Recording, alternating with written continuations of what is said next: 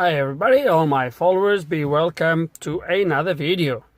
Straight after the TPMS, which you might or might have not seen the video, and after the pin code extraction, we're gonna go to the next problem, which was not a problem that the car had originally when he went to this other garage to get fixed. The only problem, as I already mentioned on the other videos, was with the ignition switch.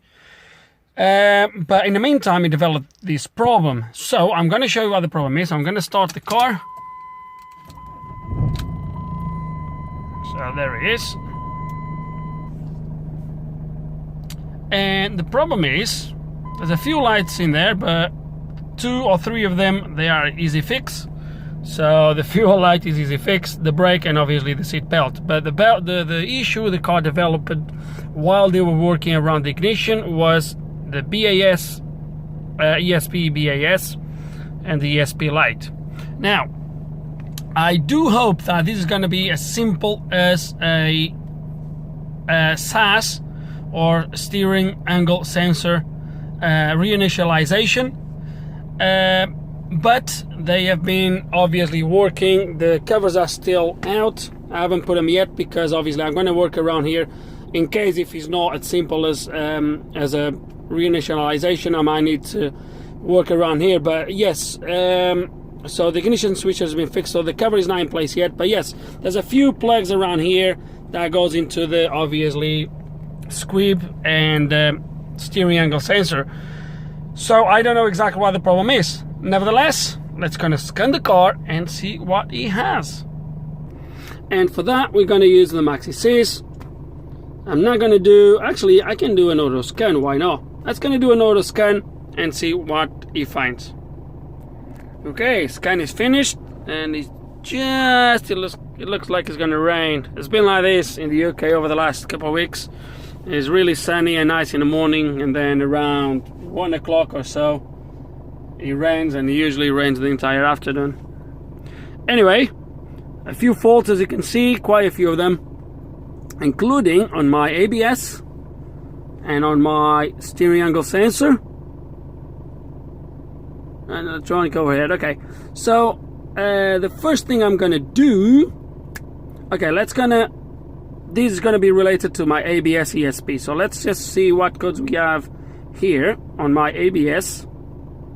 Okay, can C-BAS, okay, implausible data received from steering column, torque request signal denied. Okay, we have 2 faults here. Now let's kind of go to my steering angle.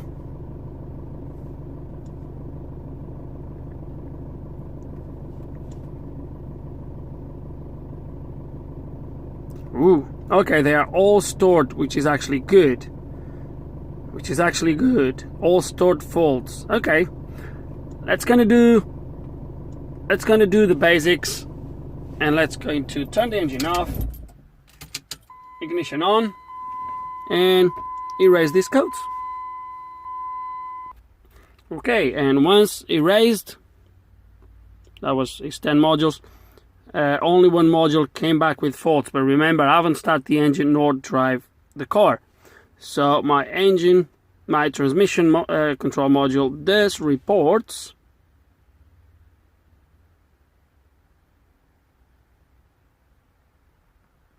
please refer to the service manual. Okay, I don't have a clue what that means, but not interested for now. Okay, let's go back. It might be something that is actually important, but for now, let's gonna see what we do have on my steering angle sensor. Actually, let's start the car again. Just switch the ignition.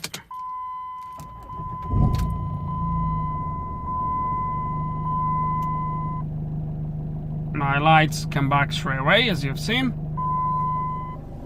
Now let's scan this, see what codes we have on my ABS, if any.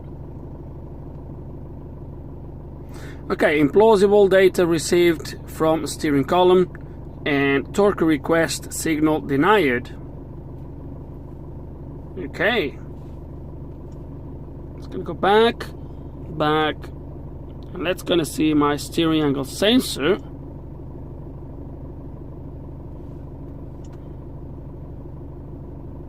It reports no faults. Let's look at my live data. That's not very good.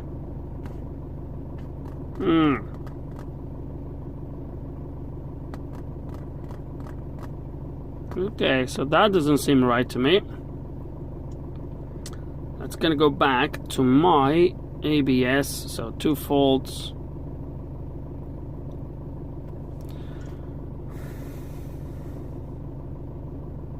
Implausible data received from steering column module. Steering column module, so most likely that's going to be where my SAS is, and because the data in there reads mine as well, as you've seen, is on red, is over the limits, maybe be that. This one here, torque request signal denied. Will this be something to do with that code on my gearbox? There's a possibility. Okay, so the first thing, hold on, live data. See what my live data tells me here. Blah blah blah.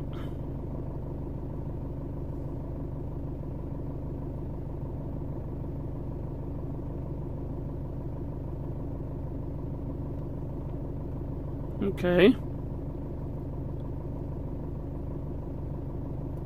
Steering angle position. Moving the steering doesn't do nothing. Okay. Moving the position, the steering does nothing. So steering angle SAS initialization, is that completed? Yeah, complete.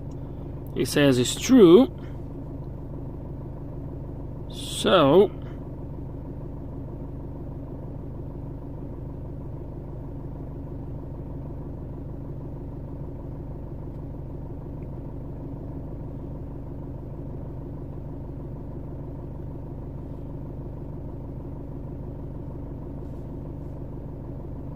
everything looks other than that label at the top. So I'm sure it's gonna be somewhere here a place to initialize the ABS, which is that one in there. Okay, but we need to investigate these codes first, because I need to understand. I understand the first one, which is for my steering angle, which makes sense, but this torque request signal denied, we need to investigate these possibly. Okay, first thing, check all the fuses. All fuses checked out okay. Okay, so let's gonna do it. So I placed everything so you can see the multimeter, etc. So my plug, I'm gonna do it with the plug connected, and then we'll turn the ignition on. So we do have, according to the diagram, so we have a black wire, which is going to be my ground. So I'm going to place this on my ground. Then that should do. And then my pink with the green strip is going to be my 12 volts. So which is going to be pink with the green. Where is? Oh, it's going to be the one in there in the top. So these two, I should have 12 volts here when I turn my ignition on. Bingo, 11.75, it's a little bit low. Let's start the car. There we go. It's just the battery a little bit low. As you can see, I have voltage in there. Just to make sure, we'll do something else. What we're going to do is we're going to use the test light just to make sure. As you can see, I do have 12 volts.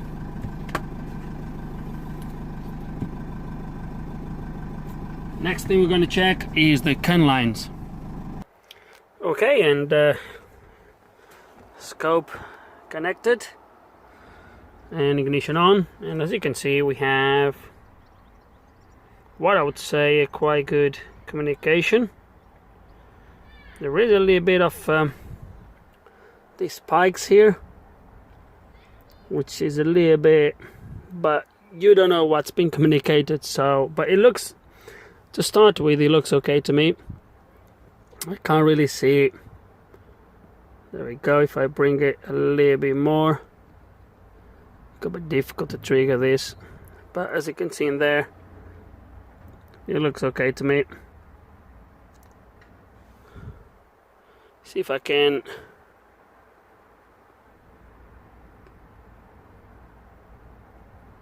There we go. Pause this at some point. So as you can see, it doesn't look like it does have any interference. So high and low match pretty much perfectly. So I would say con lines are good. So as you can see, I've done a little bit of work already, because I rang the guy that was working on this, and he said something to me that kind of made some bells to ring in my head. He said to me he had to hammer these underneath here, because these has security bolts, and he said he had to hammer the bolts with a chisel or something like that to take them off. Right, hammering, vibrations, and look at this.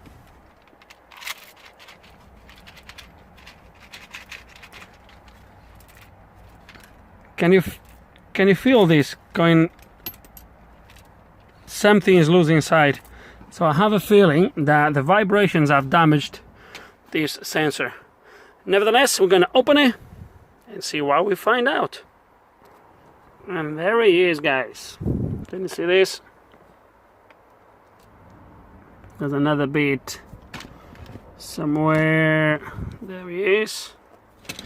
And it looks like this is what actually this goes in there. Okay, let me figure out how this works actually. Oh, sorry about that. I was not even showing you the thing. Let me see if we can figure out how this works. Okay, so I came back here to the shop to try to figure out how these actually work, because everything was broken. I never seen one of these opened, so I had to get my cogs to turn and try to figure out what happened. So what happens is, guys, this obviously gives a position on these little holes through that sensor in there. But then on this side of the board you have these hole switches. You see there's one in there, one there, one there, one there, one there. I think that's it. Yeah, 1, 2, 3, 4, 5 hole switch. And this is supposed to run. Let me see. Oh, come on. Oh, I'm gonna do this. Oh, crap.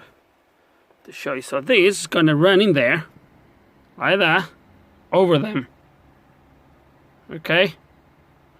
And because this here, that holds these in there, so this goes in there. So this was all coming off because that was broken. That goes in there. See? But at the moment, obviously, was not in place. So what we're going to do is, I believe the steering might use the two sensors, so the light one and this one here, to know the position. Perhaps it might be that. So what I'm going to do now is, I'm going to glue that in there somehow to make sure it stays in position, and then we'll put everything back on, and fingers crossed that's going to work. Okay, so I'm really proud of my work.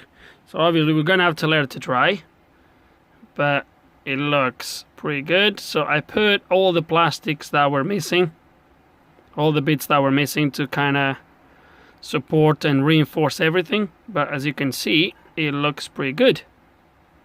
Looks pretty good to me. So we're gonna let it dry, and we're gonna put everything back on, and fingers crossed. When I put this back on, we're going to put a little bit of grease around there to lubricate this a little bit, because obviously it's all dried out. We're going to clean that. We're going to clean the eye on the PCB before we put everything. I'm going to put that under microscope, just make sure there's no cracks, no with the vibrations, nothing else is broken. So we'll do that in a second.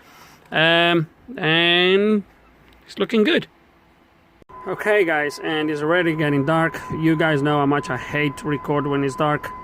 We put everything back on, lubricate that sort of cog, everything put it back in place, everything aligned, and I'll just put it in here like this so we can test it. And look what happens when I turn my ignition on. Look at that. Lights are gone.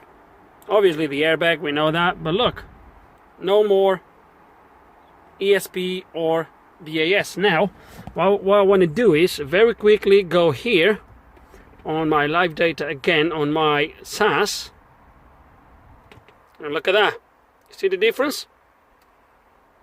Data steering, you see? No longer that 6 whatever. Now I'm gonna rotate this here. You see this? When I rotate,